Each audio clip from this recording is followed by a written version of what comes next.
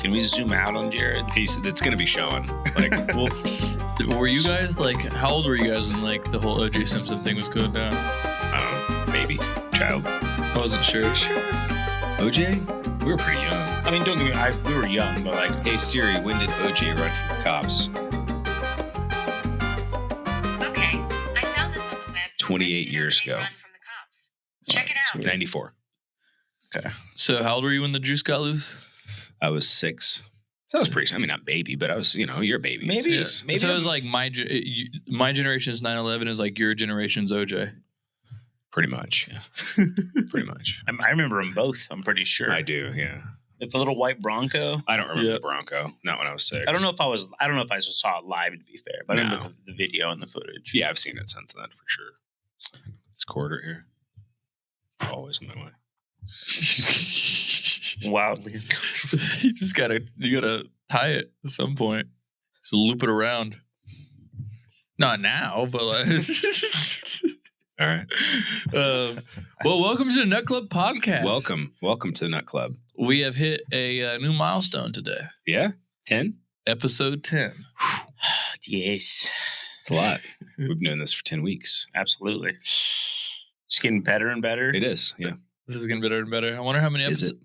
Yeah, is it? You let us know in Is the it, comments. guys? I don't know. I think we peaked when we had Richie on here and Yeah. been downhill ever since he Miss left. you, Richie. I haven't seen Richie in like a month. So maybe to some of our new listeners, they might not even know who Richie is. That's true. They probably have no idea. Yeah, it's kind of sad. He works at Nutra Authority. So just so you know. Yep, he was one of the original 4 hosts. Now there's 3. Yep. So And then there was 3. R.I.P. Richie. It's a trio now. I'd like to have a moment of silence for Richie real quick. Okay, thank you. Okay. Yeah, That's great. we got it. That's great. I like that. Very good. So, I've been working at a supplement company for almost 7 months now. Yeah. And I figured it's about time I hit the weight room. Okay. Yeah. About time. Finally taking the step. Yep. The peer pressure and body image attacks. All right, the soft shaming, the bullying. Yeah. We just shame. The lack of HR department. That's just how you what's fit in with the guys. That's what's led to Brock working out. The last time I was this fitnessly motivated was high school, if that says anything about the It's just because similarities of environments I'm in. you're just paying attention to the fitness history. That's all it is. Here we are. Yep. So Welcome. I have some questions. What do you want to know? First of all, how am I supposed to survive this first week or two of working out? And I just hurt. Like, I don't even feel like, I feel, I'm a very capable person. And I feel like if somebody came up on the street and just wanted to take my wallet or my phone, like, I'd be screwed. There's nothing I could do. Like, I can't even lift my arms above my head right now. Luckily, that didn't happen very often. So I don't know anybody that's been robbed here. It is, unless you're in a blue city. Yeah. He works in Which sounds very safe. Blue City. Yeah. You gotta be careful there. Yeah. The first week can be pretty rough. Getting off the toilet, that's gonna feel fun for a little while. So getting onto the toilet is kind of fun too. Calves is always a good one for me. Whenever my calves get real sore, whenever I'm getting back into it, it's like you can barely walk. So you're just like shuffling like a diabetic with neuropathy in their feet, and they can't feel it. This is really bad. Chest for me, for some reason, is always Remember my horrible. grandma. That's what I'm talking about. I have a very clear image of who I'm talking about, an old person with diabetes. On the a side shuffle. note, I think diabetic people smell a certain way. I just want to say that I have always determined people have Interesting. Is it the insulin? Do you know what insulin smells like? No, I have no idea. So insulin has a smell. Really? Yeah. Because I could always some people have a certain smell. Like there's been multiple occasions where I'll meet somebody, they have the smell, and then it comes up later on that they're diabetic. I'm like, Yeah. I think It could be. I I'd wonder if I don't know why it would be the insulin, but insulin does have a smell whenever you use it. I've Googled this before. Do diabetic people smell differently? And Yeah. I don't know. No It's answer. almost like a sweet smell, almost like a sweet, kind of like sauerkraut smell to an extent, but it's very I don't know, mild. Interesting. So yeah. Okay. But anyway, it could easily be. So, something that does happen in ketosis for Mhm. people, right? Or people that don't have enough carbohydrates or something, they end up burning protein and they can smell. It's not sweet, so it's not the same smell. It's actually like ammonia, like you start to leak ammonia. It's when guys have really hard workouts or something. if you blow through all your fuel, like glycogen, you will burn muscle as amino acids, ultimately as energy. And that will smell kind of like ammonia through your skin, that kind of thing. So people go on a keto diet sometimes smell crazy. Like smell piss. kind of like ammonia. Yeah. Yeah. So probably not the same. I would guess. I don't know why. I feel like insulin is the answer here. Maybe I don't know if they don't. I don't know why they would smell like it when they inject it, but maybe they got some on their fingers or something. I don't know. Like, don't anabolic steroids make people smell bad? I don't think so. I mean, the only way they would make people smell bad would be just by increasing the masculinizing effects. So, like, if you get worse body odor because you're more, they're called androgen receptors. So there's two different types of steroids. There's anabolic and there's androgenic. And the androgenic is actually the masculinizing side effects. And so if you get the more androgenic ones, then more likely to produce face hair, more likely to deepen your voice, more likely to cause probably body odor and smells and things like that. So some of those kind of androgenic ones are probably going to make somebody smell more, but as long as they're showering and stuff, it shouldn't be. I shower like once a week. I'll be fine. Yeah, you'll be fine. So, will I have like an energy? So obviously, I'll have an anabolic response to working out now. Yeah, like that. Lifting weights. When I will have an androgenic response. Like, will I finally be able to grow the beard that I've always wanted because of this? No, probably not. Probably not. I don't think so. Yeah. People always used to say that, like maybe when you grow up, I don't know. Maybe one day. I thought it'd be in by now. Like, have you guys always had? When did you guys get less patchy? That's a good question. I'm still patchy, bro. I definitely had a beard at your age, though. You did? Yeah. 25, right? Yeah. 24, 25. 24. Yeah, I did. Yeah. No, I'm in college. I had like a little chin strap kind of thing. It looked pretty stupid, and it was not very full. So in college, I would not have been able to grow a beard. I bet you pulled that thing. Yeah, for sure. It was great. It's great. I don't know how long I had it, but there's pictures to prove it. So chin straps were very in back then. Back in 2006. Oh yeah, for sure. So anyway, we got a little back to the first week at the gym. Yeah, first week at the gym. How you're surviving? I'm dying. I can't lift my arms above my head. Everything hurts. I walk funny. Yeah. I feel vulnerable. Yeah. It's rough. Like, how do I get through this? Plenty of rest. Lots of water.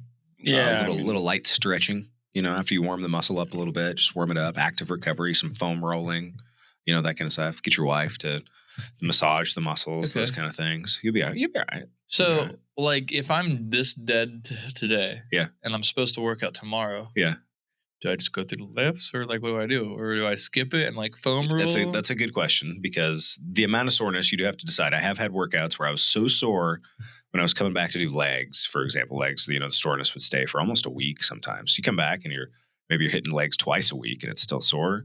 And you have to make that decision if you're gonna hit it, even if it's sore, or if you're gonna skip, something like that. It really depends on the level of soreness for the most part. If you're really not able to move around and it hurts, then I'd probably just go to the gym, not necessarily try to work out hard, but I would go through the movement and do what's called active recovery, where you get blood flow into the muscles, you're moving through the ranges of motion, you're stretching out and doing that kind of stuff.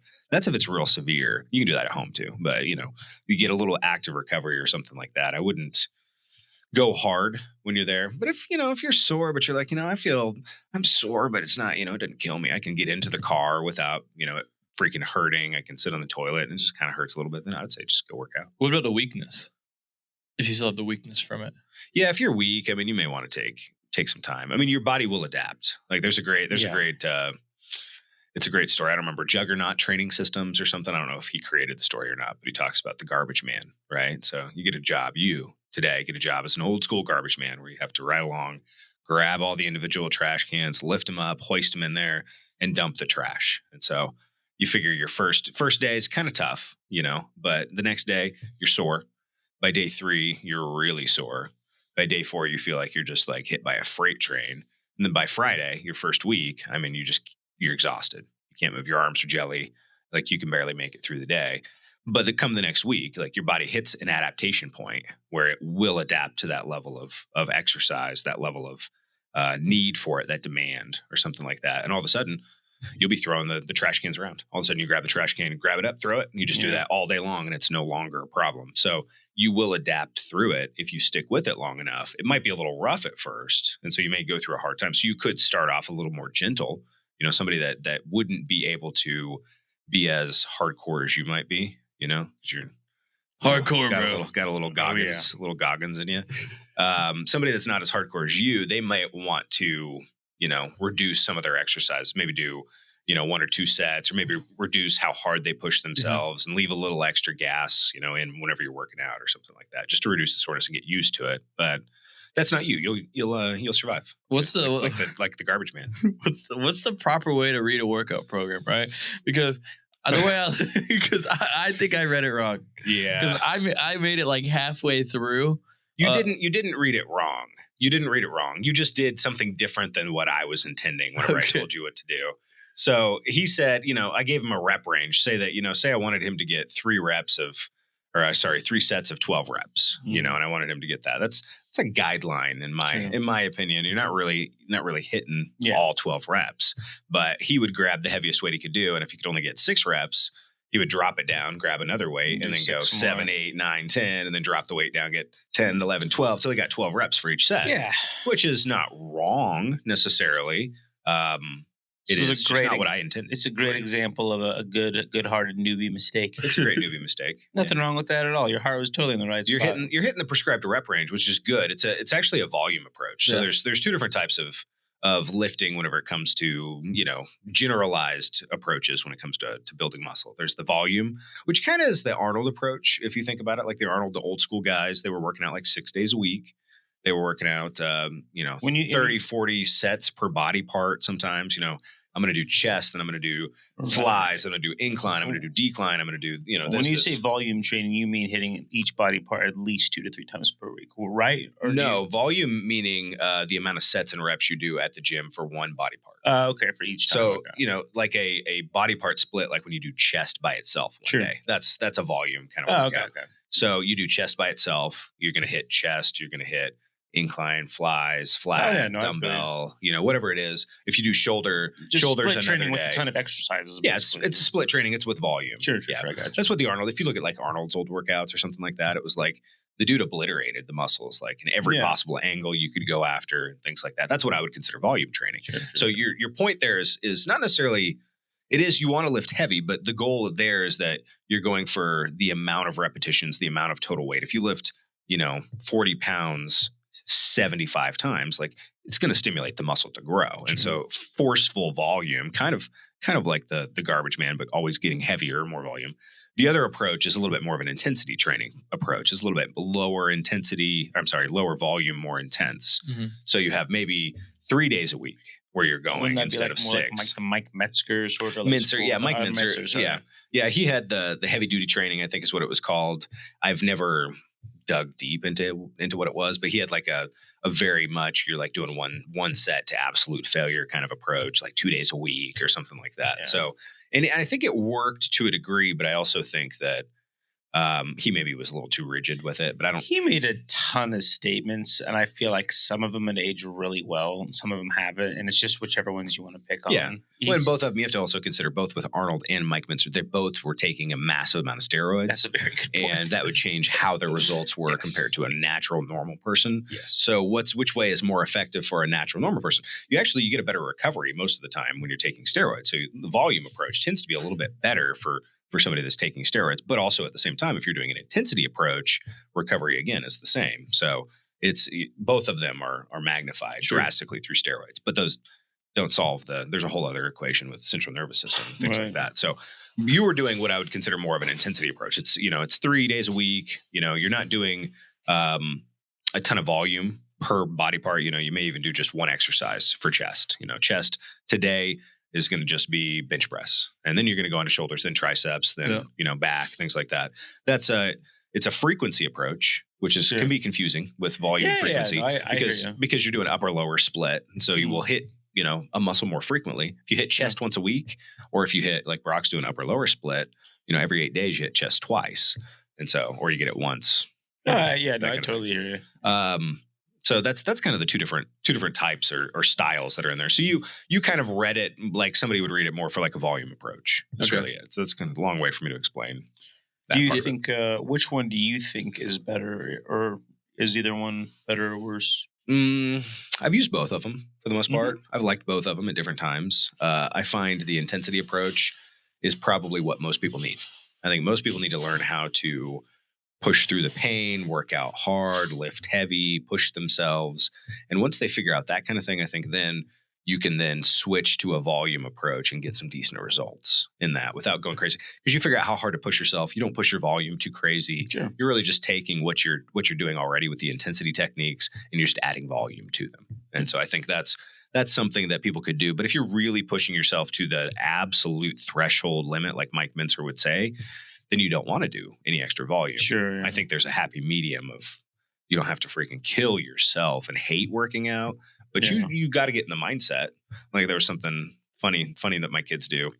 I make them read in bed, before school nights and things like that. But every once in a while, I'll be like, we're not doing school tomorrow. It's like an activity or a field trip or something. And so they'll ask me like, can we watch TV in bed? Can we watch YouTube in bed or something like that? So last night I made them do a 3-minute plank for YouTube. And so they had to hold it. It's a long time. It's a long plank. It's a long plank.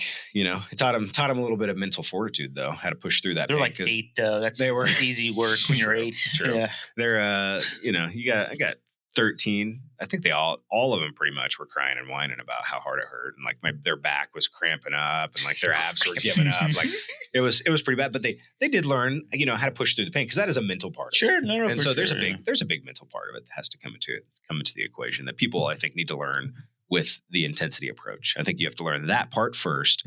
And I'll be completely honest and upfront and not politically correct in that whenever I worked with clients, I saw that women generally don't know how to do that when they work out.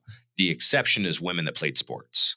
Women that played sports seem to know how to push themselves through the pain and not stop early.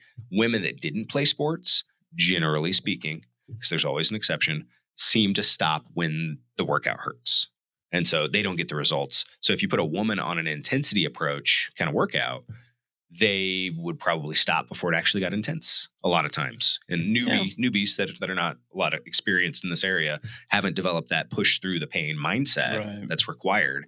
For them, they would be better with a little bit more volume. And I've always heard, that with that intensity training and mindset, that those last reps are the most meaningful reps. For sure. That's the whole point of why you're there. Yeah. Essentially, not that the other ones are worthless. Yeah, it's a deeper recruitment of the muscle fibers. Yeah. You're more superficial on the muscle fibers whenever you're, and then what you're damaging. Yeah. The superficial muscle fibers are handling everything. Whenever you feel a deep burn in the muscle when you start really grinding out that failure and you feel it deep in the muscle, and it's really activating the muscle fibers that are further down and really damaging those muscle fibers so they can get stronger. And I think you get more recruitment in something like that. And there's actually some scientific evidence to it as well. They've studied rep ranges forever. Should you do the power lifters, 5 or less reps for a power lifter? Should you do, hypertrophies, 8 to 12 or something like that? Should you do, any of these different rep ranges? What's too high? 15 is 15 too high. So they, put it to the test. And it's really interesting. It just confirmed kind of what I thought, but it's not about the weight. It's not about the rep range. It's about how hard you push. Yeah. So they figured out that if the weight's lowered and it's 40 reps, or if the weight's increased and it's 8 reps, it really doesn't matter. It's how hard did you push yourself through that. And that's actually what matters for your results. So if, for example, you can't do something because you're afraid of the weight, like squats, you don't want to go up to 225 on squats. You're afraid of the weight. You're afraid of going, increase the amount of squats you 100%. That's all it is. So, and now that you know that, you can just keep pushing. So when you do your exercises, and I was saying, I want you to do 3 sets to failure, that's the mindset that I'm trying to say. So the first one, if you're doing bench press, like we talked about, and you have 135 pounds on the bar, you're stud. And, your first set, I want you to grind that out. It's best to have somebody spot you or do it in the Smith machine or do it in the squat rack or something like that, so you can not die. But you want to push to the point where it's literally like you couldn't push this thing back up again. If you had to, you couldn't. Then you take your short break, 30, 45, 60 seconds, 90 seconds. If you're really gassed, jump back in there, do the same thing and push as many reps as you can. And then again, 60 seconds, take a break, come back, hit it as hard as you can, push as deep, really grinding it out. At a certain point, your arms shake and you just barely can't get it out. Oh, yeah. When you grind it out, then you're done. That's it. That's chest. You're done with chest. Then you move on to shoulders. Then you got to warm them up and you got to get them going. But then you go shoulders. You do the same thing. So we started off on bench yesterday. We grinded that one out. Yeah. And then we went over to dumbbell shoulder press. Yep. And it got to the point there by my last set, I was using like 5 or 10. Yeah. That was so I could not even. There's definitely something for like a muscular endurance strength that you gain over time where you will. Dude, yeah. You'll fail way fast. Yeah. Then the next thing I had up was pull-ups, and I was like, "There's no way." Yeah, did you do the assisted pull-ups? No. What I did is I went and did the I forgot what the machine was called. You sit on it and you put some plates on the back, and then it Okay, so you did dips. Basically dips, but dips it was instead of pull-ups. All right. Dips instead of pull-ups. I don't know. I don't know what the fuck I'm doing. Obviously, That's fair. That's fair. Just making sure. No, I was just verifying before I said you wouldn't have done. So the next exercise you would have done chest, shoulders. Then it would have been a triceps exercise. Yeah. And so triceps exercise would have been something that is typically a pushing away from you or an extension of some sort. So this was not that is a tricep exercise. Okay. So whatever you were replacing most likely was a tricep exercise since it was your third exercise. Then you probably went into a back exercise. Yeah. Like pull I downs. left. I went home. I went home. Or Those you three. left. Yeah. So you only did 3 exercises. There was 6 total. I told you I got halfway through. Okay. Yeah. Okay. So you So got then- 3 exercises. So Not bad. Then this morning I went and finished the 3 that I was supposed to do yesterday. Yeah. And did 3 or 4 from my leg day one. Okay. So Okay. yeah. So and then after that, I couldn't walk. So Okay. I ran into the same thing I did yesterday. And so tomorrow we're gonna do the second half of the leg workout. Yeah. And then If you find that you can't finish your workouts, then the answer would be to shorten the amount of reps you do or the sets you do and drop it down to, 1 or 2 hard sets instead of 3. You were doing 4. yeah. So drop it to 3 first. See Okay. if you can go down and then at 3, but then you could drop it to 2. Gotcha. And that should make it so you could get through the workout. Didn't kill you too much. It's a reasonable way to not suffer too much like the garbage man. Yeah, So. yeah, I was suffering for sure. I didn't realize I was drop set myself every time. And if you're working out 3 days in a row versus, Monday, Wednesday, Friday, there's a difference too. Yeah. So might take off tomorrow. Might go do some jiu-jitsu tomorrow. yeah, you'll feel it at jiu-jitsu too. Yeah, I know I will, but it'll be a different way. It'll be it'll be more flexibility and Yeah.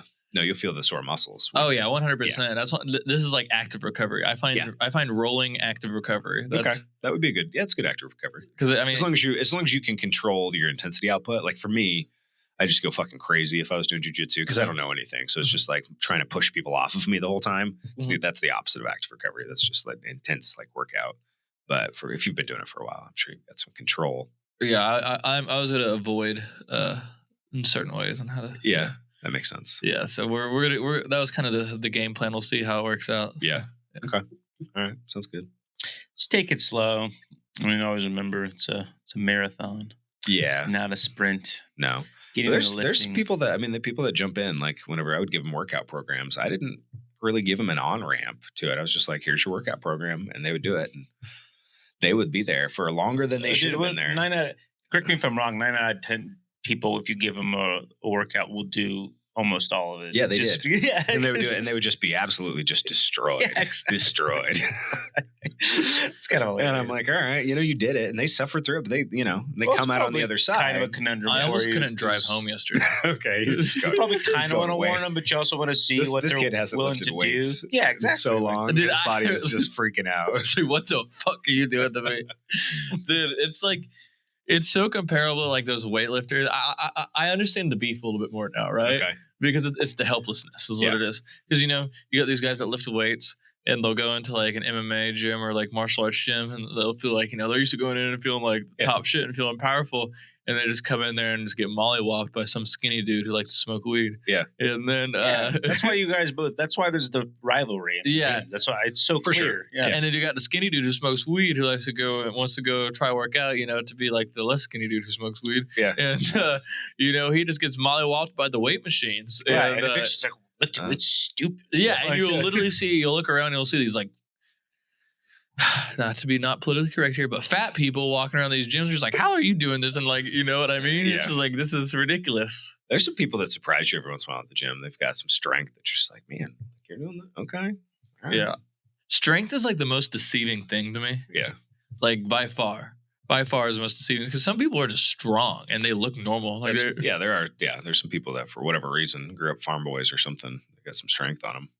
There's also plenty of big dudes out there that are Charmin soft. Absolutely. Absolutely. Because you can get big with, enough drugs and I didn't realize working that out for a long enough till period like of time. That, Can you get big like off of going like high reps and low weight, and then you just sort of just not that strong? You just have endurance, I guess. you can, enough drugs, enough time. So what's more important, weight or reps? I think the weight. I think the perceived. That was what we just talked about. Perceived level of effort is what's more important. Yeah. Okay. So for those guys, it would be that they wouldn't be dropping the weight. They're just not pushing themselves. They're just doing a lot of volume. Gotcha. They do 4 sets of this chest exercise. Do 4 sets of another chest exercise. At no point are they pushing themselves to failure. They're just finishing the reps, and the reps are leaving like 1 or 2 reps in the tank. Is the idea of hypotrophy, just to like clarify what hypotrophy. Can you say it? Because I can't say it right now.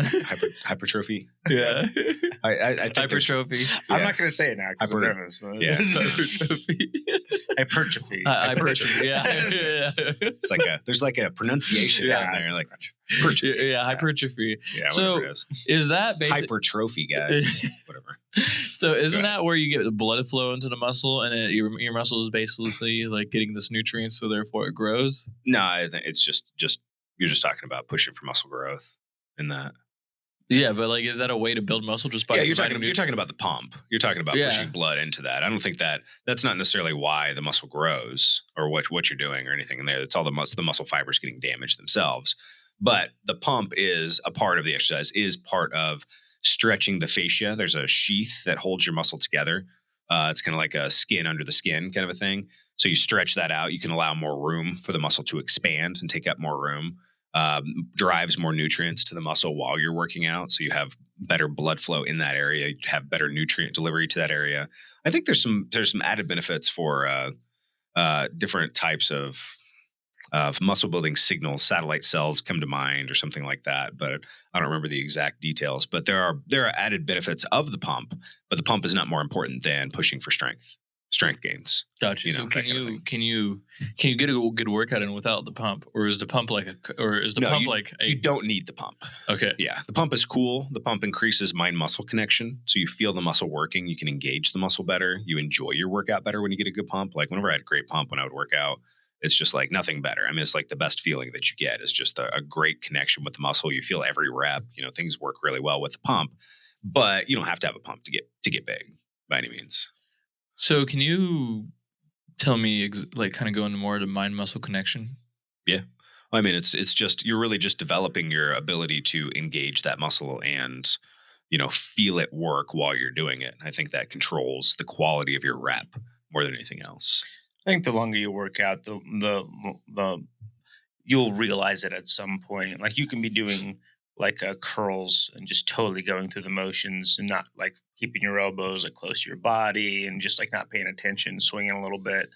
And then you can be very focused on it. And like, just like with good form and everything, I think you will immediately feel the difference. And that's all the mind muscle connection. Yeah. When the longer you work out though, and the more you get the mind muscle connection, you start to figure out ways to manipulate your workout to enhance the connection, to enhance the way that the muscles worked, because you can feel how it's being worked and you can feel that connection.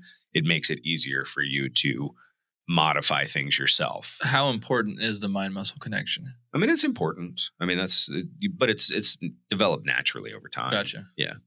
I don't think, unless you're just distracted the whole time when you're working out, like you'll figure it out. Gotcha. Yeah. That's just a connect. I mean, when you first start working out, everything feels awkward. I mean, even if you take a break and you come back after, a month or something like that, or do an exercise you haven't done in a long time, it still feels awkward. There's just so many things that you don't know about fitness stuff. Like, do I do this first? Do I do that first? Like, do I have to like do all these little rules, and you just never know which ones are like real or not? Yeah. It's kind of like math.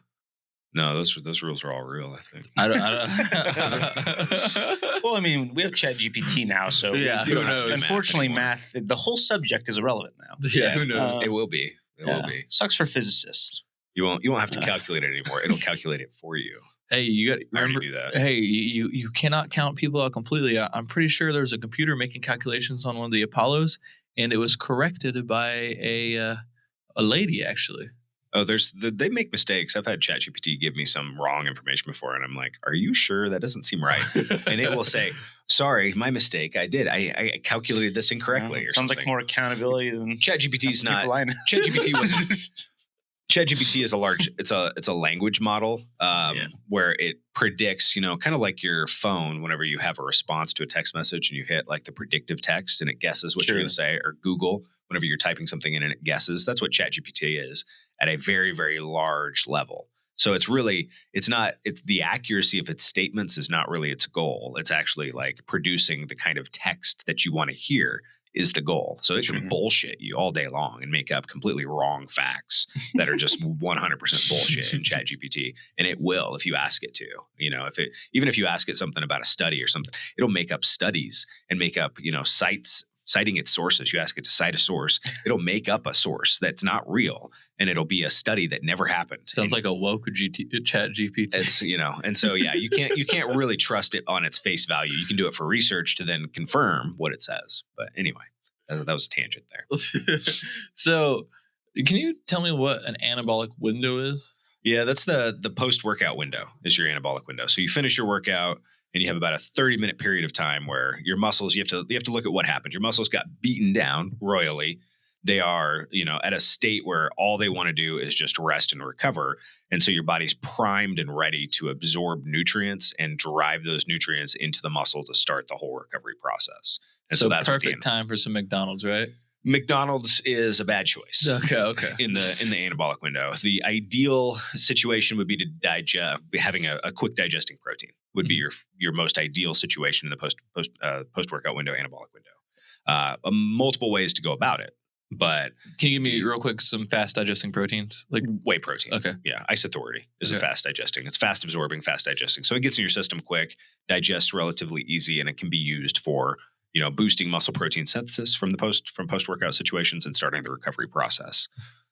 So that's your ideal. I mean, and forever, it was really just have a protein, within 30 minutes post workout, and I would add, have a carb with that protein post workout to replenish glycogen levels and to spike insulin levels. Some isotherty and toast. Isotherty and cereal is a good combo.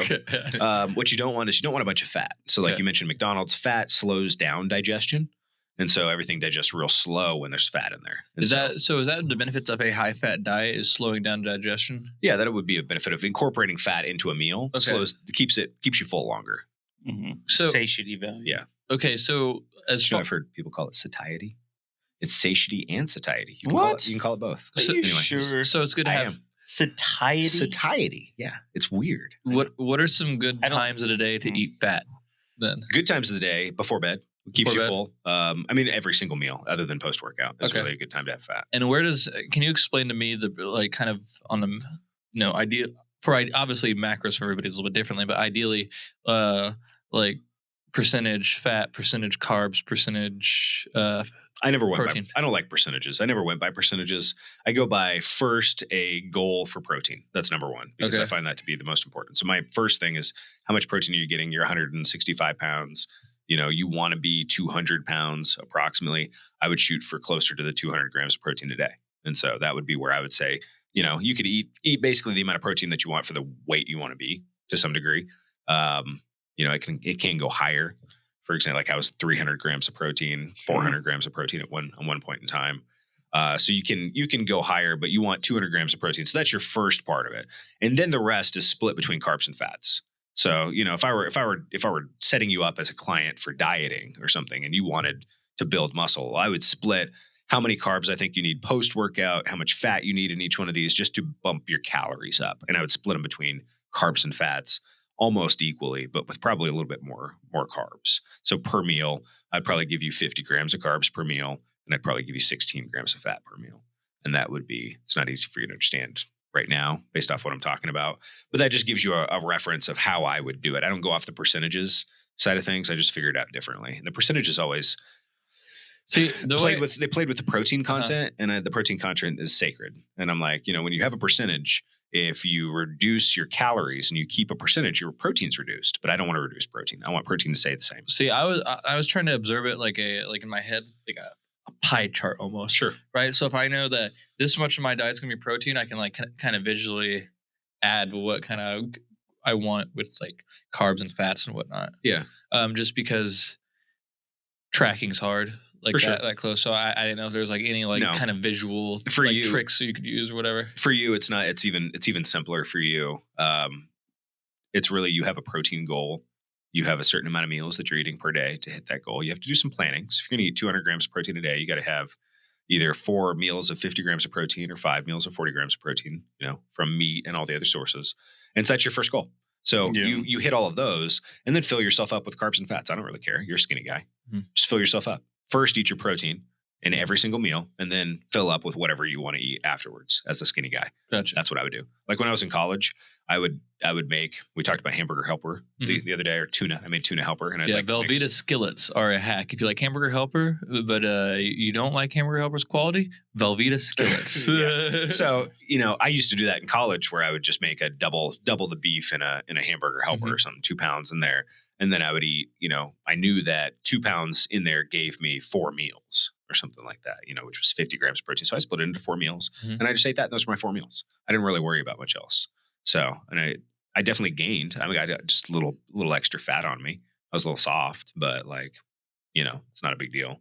Everybody likes to be a little soft. Yeah. Yeah. I could have. It's winter time. Who cares? Well, if your goal is to build muscle, you have to have extra calories in your diet. You have to be willing to put on a little extra fat. If you stay too lean, you'll never put on the muscle mass that you would have otherwise. So, but on the other opposite hand, you don't want to get too fat. So it's just being a little soft is kind of the way I'd put it, and that's pretty reasonable when you're trying to build muscle. I got you. Mm-hmm. So, what about, is there like a best time of day to work out? No. Obviously, people say like they like doing it in the mornings because it kind of gets stuff out of their day. But I wasn't sure if like how sleep goes in, or if like you should nap, or if I think there's some evidence with like circadian rhythm stuff where you look at your circadian rhythm and probably there's a strongest point of time. Like if I work out in the evening, or if I worked out at 3 in the afternoon, I think I'd be the strongest for each day. I think 3 o'clock in the afternoon would be my ideal workout time. I woke up, I've had time to eat a couple meals, I've had time for the food to digest. It's the afternoon. I'm not tired. I haven't done much for the day. So the day's still young for the most part. I think that would be my ideal like workout time, 3. But that's not realistic for me. I'm not going to go work out at 3 o'clock in the afternoon. So I go, 7:45 in the morning. And so it's more about getting it in consistently rather than when I'm the strongest for me. Now, if I were retired and had nothing else to do, or I was a kid again, I'd just go at 3 o'clock in the afternoon. So whenever you're strongest. See, that was the best. We used to get out of school like 2:45. Really? And we just go straight out of school. If it wasn't wrestling season or anything, we just go straight out of school and just go to the Y. So all the kids that I'm fighting over the squat racks at. Dude, okay, can we talk about the kind of kids I see in the gym? Yeah. Because this is like the first time I've been in a gym since high school. And there's definitely some stereotypes in there. I imagine so. That's all I'm gonna say. There's definitely some stereotypes. A lot of white dudes with perms. That's all I'm gonna say. Yeah, that's all I'm gonna say. It's a popular style these days. Yeah, it's a lot of kids wearing Crocs in the gym. Yeah, dude. It's Yeah, too bad. I seen some kids pushing some weight in some Crocs though, like for real. I've seen there's been guys that have worked out in all sorts of like army boots and everything throughout the years. I mean, I go barefoot when I'm doing squats and things. I did it in high school. I really liked it. I did it in college. I really liked it. And for some reason, the last few years, I just forgot about it. And so I was doing it and just did not feel very confident in like my squatting and just like the stability. And so I took my shoes off and I was like, damn, this is it. I really like leg press. I even do my calf exercises barefoot, or not, I have socks on, but it's a little bit more painful on given the whole gym ringworm. I got my socks on. You think about what's on the bottom of people's shoes. Yeah. I'm just replacing socks with dog shit. Like there's no difference there. But when on a calf machine or something like that, it hurts a little. It digs in a little bit more, especially when it gets heavy. But the connection I feel with every individual toe, your grounding is much better. Yeah, maybe. So that's I really like barefoot workouts in that way. They actually some bitch at the Y one time. I don't know if you were there, but I think it was the skunk-haired lady. You remember the skunk-haired lady from the YMCA? Vaguely, yeah. Yeah, she just had like this skunk stripe in the middle of her. Yeah. They wouldn't let me squat barefoot. What? They're like, oh, it's a liability. I was like, I will not leave the squat rack without putting my shoes on. I just want to squat without them. Well, your arches might fall. I'm like, What? I do this every time. Like, they're trying to like what? Yeah, your arches might fall. You might hurt yourself not wearing shoes. And I'm like, I don't think you know what you're talking about. I've been doing this forever. Yeah. Is that even possible? I am not. I have no expertise in that area. I do not think that is a likely possibility. I'm sure it is possible. I'm sure almost positive it's not likely. Very more unlikely. importantly, was it in the contract that you signed that you Probably wouldn't do a squat barefoot? No, they're like, oh, you have to wear shoes when you're in the fitness area. Actually, and I'm like, I understand why you're saying this. Right. Have you ever considered getting the like toe? I had those at one point in time. Did you like them? Yeah, I liked working out in them. How was squatting? The Vibram 5 fingers. Was it comparable? Like yeah, squatting? It was comparable for sure. You could work out in the Vibram 5 fingers, and it's almost like being barefoot, but better in some ways, like the calf workouts. Uh-huh. Like you get that little bit of grip on the bottom, Uh-huh. so that helps you a little bit. It makes a lot of sense. You feel a little bit more confident, but you do feel like your feet are naked, though, for sure. Like you feel like the whole time you're wearing them, your feet are naked. What about walking around in public? You feel like your feet are naked. What about the bottom of your feet? Like, are your bottom of your feet protected? Yeah, there's got like a sole. Okay. On that's all. There's a sole on them, but they're barefoot. You're supposed to feel the ground for the most part. So they're real thin. So you walk differently because they're barefoot shoes. Gotcha. So most shoes have a lot of padding in them to protect your feet. So your feet start getting soft and weak and dysfunctional and things like that. So one of the solutions is to go back to walking barefoot and strengthening those muscles. That's the whole idea.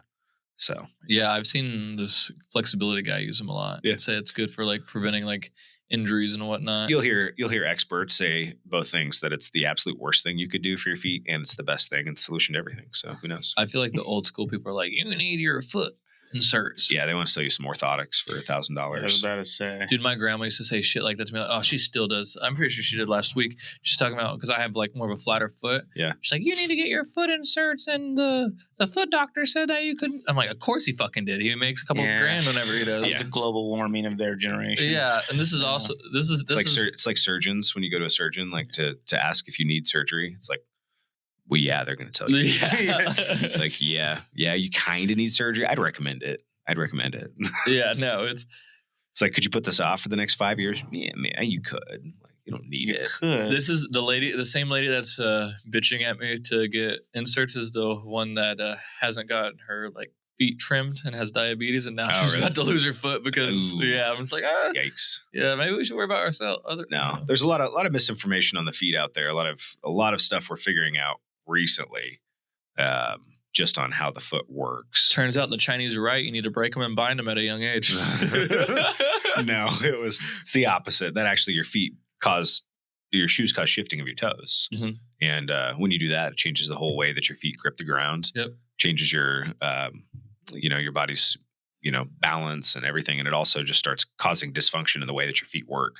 So that's where your feet problems come from. So that generally that's like one of the main one is that your feet normally look like this. If you look at kids' feet, they just, when they walk around, like their feet are kind of like this, almost like your hands, but ours look like this because we've worn shoes for our entire lives.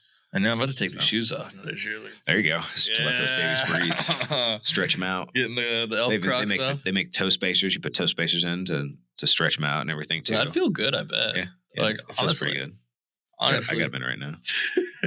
Do you really? Yeah, I do. You look so comfortable. Yeah, you do look comfortable. You want to see? Seem more laid back. Yeah, let's see him. Why are both of you taking your? I got toe socks on right now. Toe spacers in there. And they fit inside my shoe. This is a nut club first. This is the nut club. Do we need to make people pay for this? Yeah. Look at my toes.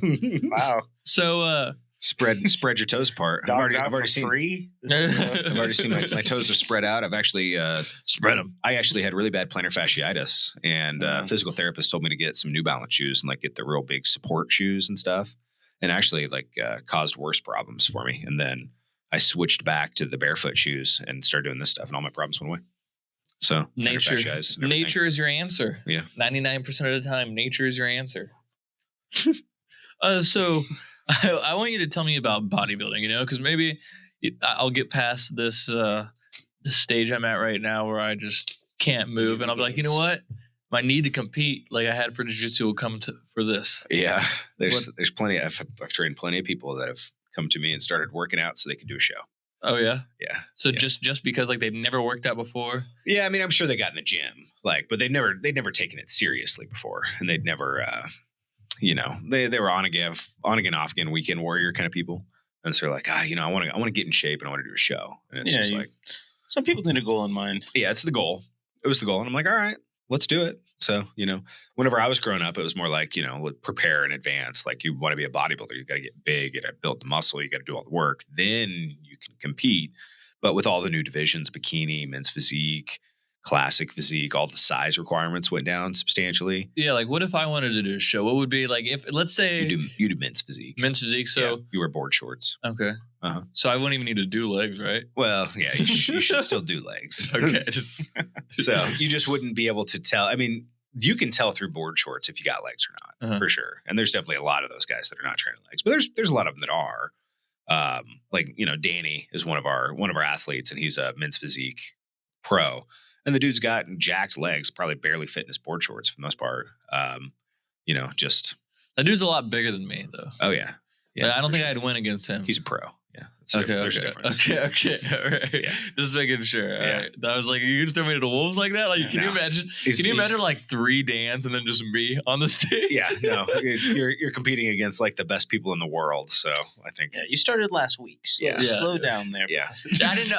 I don't. I'm a beginner. I don't know where this is. I didn't know if there's. Yeah. No. I mean, you could do show in 6 months. You wouldn't. I mean, you definitely wouldn't look your jacked best, but you could do it. It'd be. Think I can win? Is there like a novice? No, I don't think you'd win. There's novice. They have a couple of them. Depending on the show, they have a novice and a true beginner sometimes, where you've never done a show before is true beginner. And if novice is that you've never placed first in novice class, you've never won a class. I'll be there for a while. And so you could be a novice for a while. So people stay in. I did novice my first show, and then I was out. Never again. Never again? Yep. Did you win? No, I got second, but I was like, I'm too good for this shit. So. Is there like weight divisions, or how's that work? Yeah, I did bodybuilding, and so there's weight divisions in bodybuilding. And so I competed as a heavyweight in my first show, and then my light heavyweight was my real class, which was like between 176 and a quarter and 198 and a half, or 198 and a quarter, or something like that. So my first show I weighed 200, came in at a heavyweight, tried to drop 2 pounds. Could not drop 2 pounds for like over the course of 2 hours. I weighed in. He's like, I weighed in at 200. He's like, you got 2 hours to lose 2 pounds. Yeah. And I was like, all right, man. You go to the bathroom, trying to go to the bathroom. Nothing's moving. You didn't try to sweat? I already had my tan on, so I couldn't go sweat because it would roll all the tan off, and so I couldn't go do that. And so that would have been the solution, is to go to the sauna or something. Finger down your throat. I didn't have any food in my system. Like I had the best if I had nothing to throw. I was like, there was the only thing that was there is just water. I could have dropped water, but I had, going to the bathroom, couldn't go to the bathroom. So, yeah. Anyway, so I competed as a heavyweight in my first competition. I did all right. I did fourth in the open and second in novice, I believe. And so that was actually a guy that beat me in both of them. He got first in novice and third in the open. There's a guy from Salina, Kansas. So I've kept up with him. He became a really good bodybuilder eventually. Is he still doing it? I don't know. He was a few years ago. I'd have to check his social media. We don't keep up that much. Check back in. Yeah. So, like, what are some things that go into that people may not consider? It's a very long process. So I don't know what they don't consider. Depends. I guess they know about the diets. They know about the workouts. I guess they're expecting those things. They probably don't expect the tanning side of it. Is probably the thing that there's probably least. The tanning and posing, I think, are the least. What is it like? What about, okay, so tanning and posing. So do you have to, I think the biggest shock is probably the tanning. Like most people, probably the most awkward part of doing the show is probably the tanning. So is it like expensive to do a show? Like what kind of costs go into it? No, I mean, a show in general is not too bad. I mean, you pay $75 to $100 for an entry fee, and then you usually pay a class, per class you pay as well. So you pay, $75 to do one class, or you could do novice and open and true beginner. That's 3 classes, right? So you pay $75 per class. They want you to do multiple classes, right? Sure. And so, that's, you do that. But I think what were you saying? What was the last part? Expenses? The expenses, yeah. The expenses, no. I mean, entry fees, your tan's $120. Your guys' suits, like I had like a banana hammock kind of suit. That was like $50. Can I get like a short one? Short what? Like suit? Like what are the requirements? Like I was in a Speedo. Like that's what I wore. no, I know, but like for the board shorts, like do they have It's to like- like a it's like regular- inseam? Like, can I do like a 7-inch or 5-inch? Yeah, you can inseam? do a little shorter. Yeah, I don't. I feel like I look there's- better if a They have shorter inseam. requirements. I don't. Okay. I don't know what it is, but yeah, there's definitely guys that have some of their legs showing Okay. for sure. So, but that's pretty much it for the guys. I mean, other than if they have a coach or if they take drugs, that's pretty much like the other expenses that people don't talk about. So like if I'm going into a novice bodybuilding show, are these dudes gonna be juicing? Or like what are we looking yeah, at? there's a lot of them that are for Okay. sure. Yeah, not all of them by any means, not all of them, but the vast majority. for I would sure. imagine. Correct me if I'm wrong. There's plenty of like natural bodybuilding shows Yeah. and like stuff like that. Yeah, like, there's natural bodybuilding shows out there. And then they have to take NANBF is one of the better ones. They have to take your blood work, don't they? Yeah, they take either a. I'm sure it's a blood. basically test, there's but- natural ones and Never had my other blood drawn. ones, right? Like Yeah, there's from- natural, and then there's the natural. That's what I mean. You know, like Like there's the NPC, you're not allowed to take drugs. There's drug tested divisions and there's non drug tested Exactly, divisions. yeah. So the NPC is a non drug tested organization, even though they claim that they are drug free. It's against the rules to use drugs, I think. Yeah, but they don't care. Like it's like the untold secret that nobody wants to talk about. Yeah. But the vast majority of them in the NPC are taking drugs, especially when they look good. Mhm. You know, especially when they look good. So you said something about having to exfoliate your body. Yeah, that was the tanning part of it, right? Yeah. It's just I thought exfoliating Yeah, I and think- tanning are different. No, you have to exfoliate to prepare for the tan. I got you. So, So is they- it like sanding a wall to get ready to paint it? Is that what you're doing? Pretty much. I mean, Okay, but I you're doing got that in you. the shower leading up to it, like for Okay. days leading up to it. You're exfoliating in the shower every day, lotioning up, things like that. So if you did it right. So my wife owned a tanning company. So we tanned for like 4 years, I think, for the bodybuilding shows here in Kansas, Missouri, and Arkansas. And I think there's a lot more that you learn when you own the company. And so there's a lot of skin prep issues. Like if a tan doesn't look good, a lot of it's because the skin wasn't prepped correctly. And so you can't fix the canvas if you got a shitty canvas. No Yeah, matter it how makes good your sense. paint is, the canvas is all jacked up. The paint won't stick, whatever it is. And so the first step is you do have to shave every single bit of hair off your body. You wax So- or shave? If you have enough time, you can wax. What but I would you shave. prefer? You shaved? Yeah, no, Yeah. I would never. I waxed once and made me break out like crazy. Like it was terrible. How'd it feel like the initial yank? It felt awful. It felt exactly like you would expect. Terrible. But near no, for men. I shaved. Shout out. That's fair. I think my brother shaved my back my first show or something like that. My wife brotherly love, right? Is Yeah. it Ryan or it Jason? was Ryan. Shout out Ryan. I think my wife has had the That's privilege for every show since then. So you got to shave everything in your body, but that's like the day before or the day of. But you have to exfoliate leading up to it and hydrate your muscle, hydrate your skin as well, and things like that. Then you show up to the tan the day of. You can't wear any deodorants or anything, any lotions. You have to be completely cleansed. So do y'all stink on the And then you can't put any on after. Yeah. Like So because is if it- you is put it like- deodorant on after you put the tan on, like it turns it green, and so people don't wear deodorant. So And it's real ripe. yeah, and you can't shower. So you go from Friday night, they Till tan Saturday you afternoon. till Saturday night. They those guys are not getting a shower, and so you got 24 hours, and these guys are like heavy, sweaty bodybuilders and like stuff like that, and they just there's a lot of BO that starts stinking back there. It's a mixture of BO and tan, and Protein everything, farts. right? Yeah. Yeah. How is learning posing hard? The posing part is not hard, but it's probably one of the more dieted parts. If you want to look good, you need to learn how to pose. So you also need to diet, build some muscle, that kind of thing. So it's just So another can aspect. somebody go from nothing to learning posing, dieting, and all that in 6 months? Yeah, you can do it. You can absolutely do it. You won't win, but you can absolutely. do it. Oh, Yeah, man. it's just a level of execution. Do you like want to win? anything. A lot of people just want to do it. Like the people that were my clients are like, I don't care to win. I just want to do it. I just want to know I did it and I stuck with it. I'm like, all right, this works for me. I just want to do it so I can put NPC Pro Bodybuilder in my bio or something. Yeah, the NPC Pro is an IFBB Pro. Yeah, I know. Yeah. I'm just fucking around. You can Yeah. put that in your bio right Yeah, now no, if you I'm want. just fucking around. You don't have to ask permission. Like, they don't care. No. I can't. I would. No. I was. It's interesting, Mhm. It's interesting. Just put it on a. The best part is that when you tan, you have to be basically completely naked. So, Really? oh yeah, board shorts. They generally can wear a little bit of underwear or something because they're not spraying, that much in that area. Women fully nude, nothing at all, and only women can tan them, obviously. Mhm. But like nothing up top, nothing to below, 100% nude. Like, lean forward. like spread your Yeah. cheeks. Let me like spray wherever something's like sagging or it's not, that kind of thing. So Good that's old face to face with the whispering eye. you are for sure face to face down. They're down on their knees, like just like contouring everything that's in there. Guys, so there's a few options. I have gone completely nude. The first two shows I went completely nude. And then one time I think there's the sock option where you can put a sock on. We all love the sock option. The sock is almost more awkward though, to be honest, because like when you put it in a sock, you got to cover it. You got to shove like the pole and it's the twig and twig and berries and everything inside. I was just asking, you put your balls in there, dude? Yeah, you got to put your balls in there. And I mean, it just makes it stick straight out. Yeah, that's because you're putting it in a sock, so it's just like pointing straight out. It's a literal at you. lose-lose situation. It's like a junk bra. Yeah. The other one is like they make these little disposable kind of underwear things that are real thin, like with little strings and like just a tiny little thing on there. But they have like disposable men's underwear kind of thing for tanning. That's what the guys would wear when my wife was doing all the tanning and everything. So, but you got to get completely naked.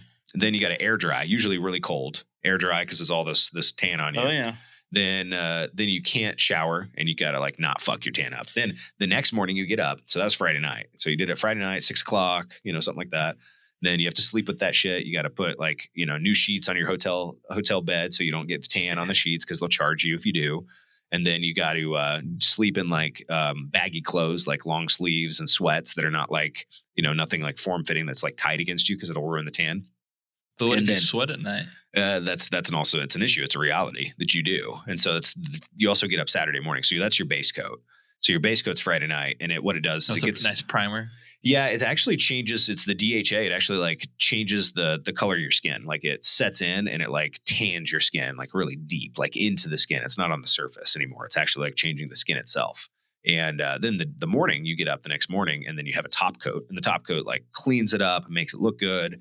And it's all sitting on top of the skin, not tanning the skin itself. So the morning of you get up at like 5 a.m., get your way down there, get naked again, have them spray you, go through the whole process again.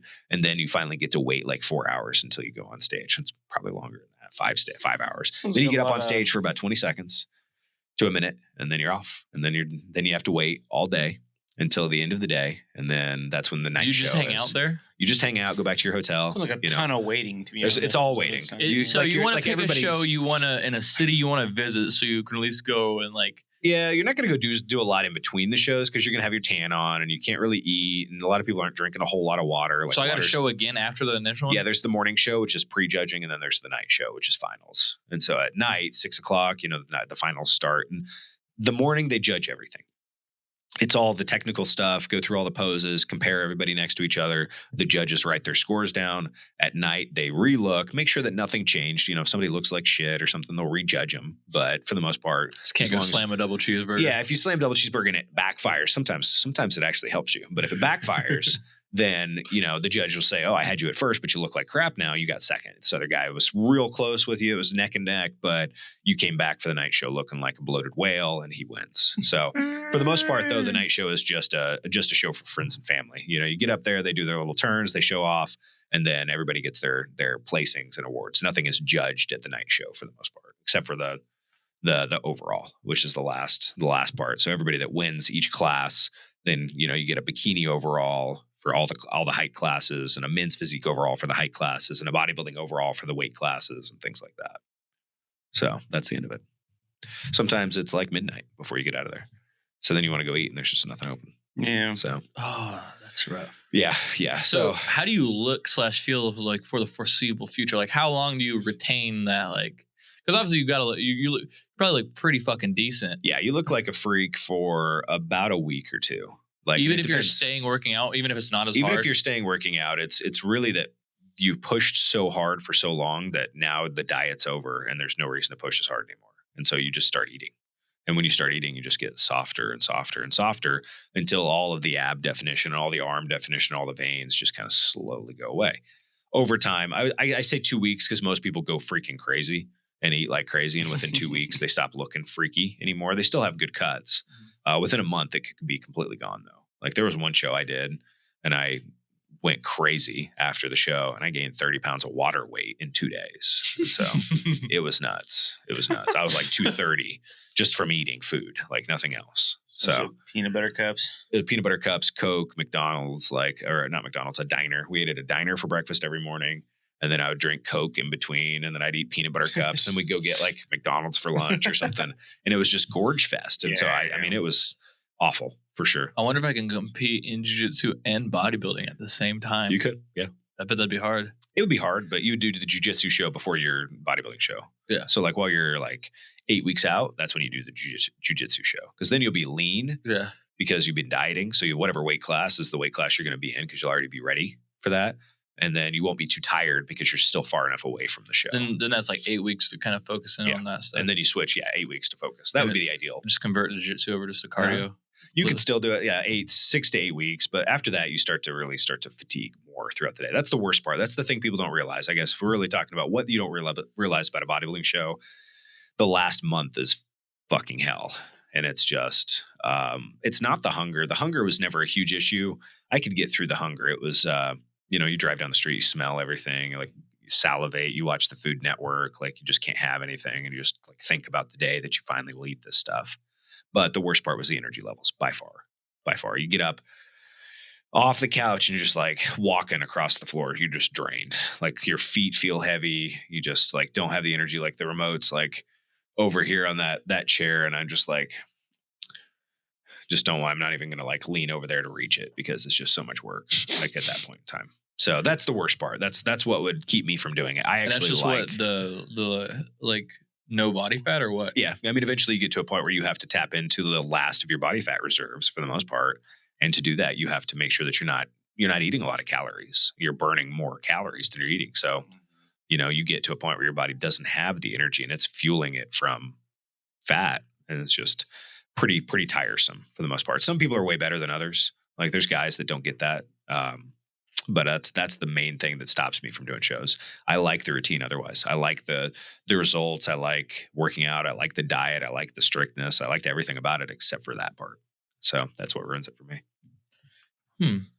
Yeah, you guys never Especially know. when you got kids. Yeah. Just imagine your kids are just like talking to you and just like, God, I can't even think straight, man. Just leave me alone.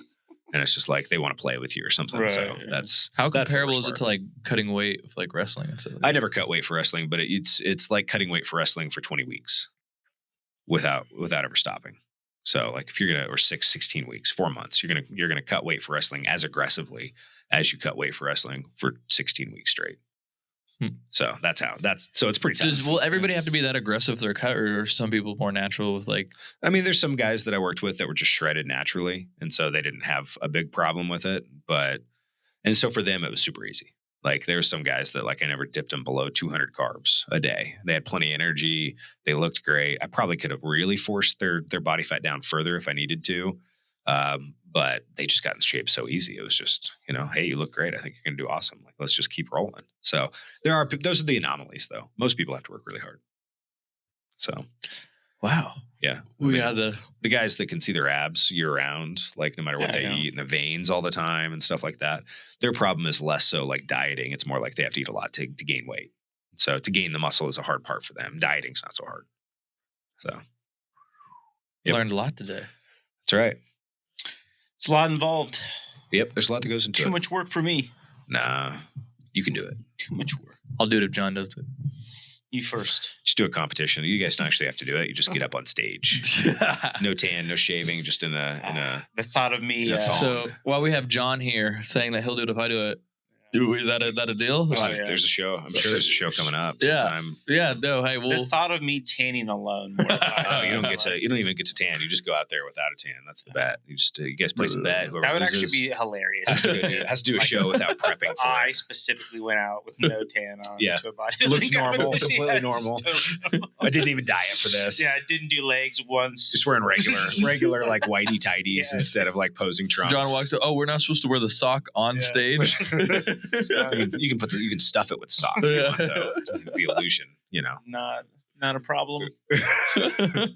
Not a all right. problem. Well, that's everything, right? Yeah. That's it. Well, we hit it all. We cranked it out, man. Cranked it out. Very nice. All right. Well, Thank you for cranking one out the Nut Club. Use code NUTCLUB for 20% off a NutriAuthority purchase. That's right. First time, Enjoy. excluding stacks. No stacks. They're already discounted. I gotta whisper it. Exclude stacks. Yeah. It's an asterisk. Yeah. We miss you, Richie. Bye, Richie. Love you, Richie. Thanks for cranking it out. Thanks for cranking out Thanks the for Nut Club. cranking it out.